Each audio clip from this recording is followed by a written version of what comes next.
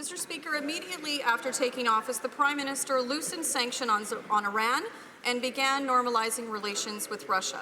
He even had a name for this policy. He called it responsible conviction. We have another name. We call it dangerously naive. Everyone knows that if it weren't for Russia and Iran, Bashar al-Assad would no longer be in power.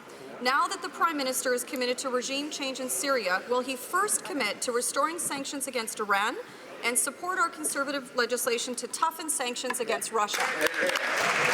Right Honourable Prime Minister. Mr. Speaker, Canada works with the international community to apply sanctions on a broad range of nations, and it ensures that we are holding governments and their leaders to account on a broad range of issues.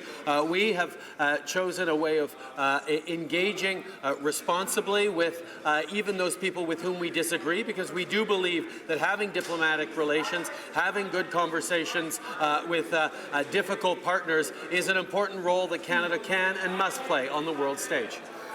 The Honourable Leader of the Opposition. Mr. Speaker, the Prime Minister has on the record now saying he's committed to regime change in Syria. This is a regime that is propped up by Russia and Iran, and now he's saying that we can continue to have conversations with these regimes who are also supporters of violations of human rights and genocide. What is the Prime Minister's plan? Was he going to continue to have this policy of responsible conviction which loosens sanctions on Iran and normalizes relations with Russia when they clearly support Bashar al-Assad? What is his plan? Right Honourable Prime Minister.